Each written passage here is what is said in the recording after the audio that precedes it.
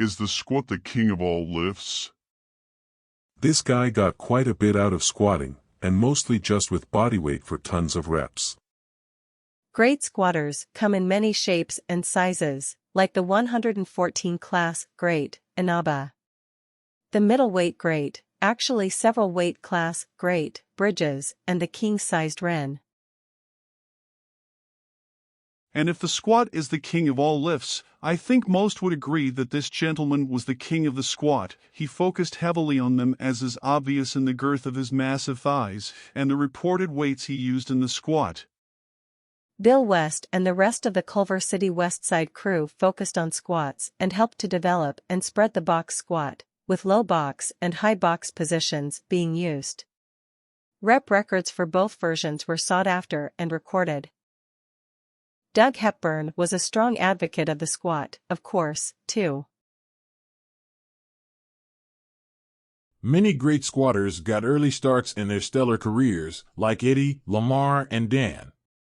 All were just teenagers in these shots, competing at a high level already. Guys like them and my good friend Mike Coons can't quit once they get a taste of squat fever. There is no known cure.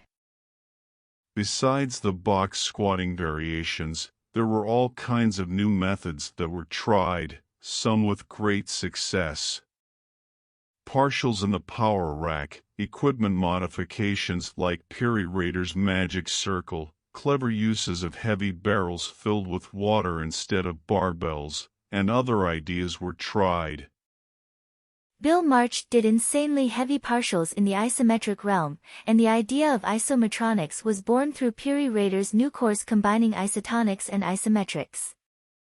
There were a few exceptions to the love of the deep knee bend, and this guy was notably among the dissenters. He said they were bad for bodybuilding because they built the hip width too much. The front squat was another variation that was popular at Gold's Gym and elsewhere. Ed Zurcher came up with this, and it got his name, another tough form of a front squat, the Zurcher squat.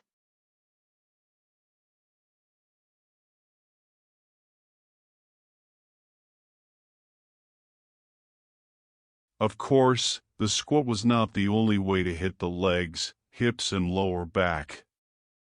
Leg presses and heavy loaded carries were also popular, and they continue to be. Hoffman liked the Hindu squat.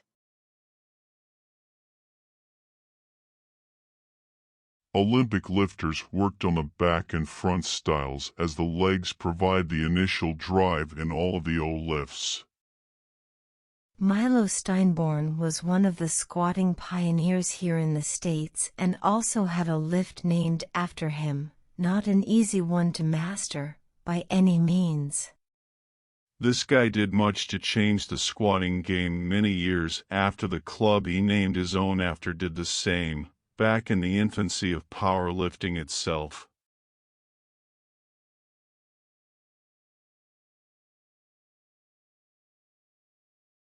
Now there are some that might argue that the deadlift is truly the king of lifts, such as yours truly, in fact.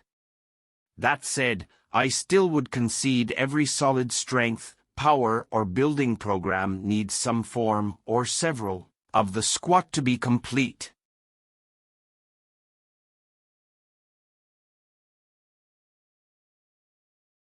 Ricky Dale Crane and Fred, Dr. Squat Hatfield were a couple of the best squatters ever.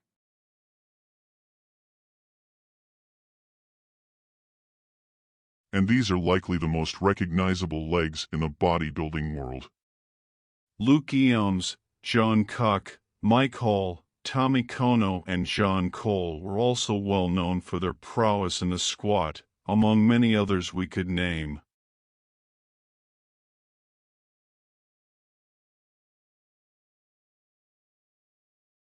Guys like George Frenn, of the original West Side crew, was so dedicated to the squat that even a broken leg did not stop him.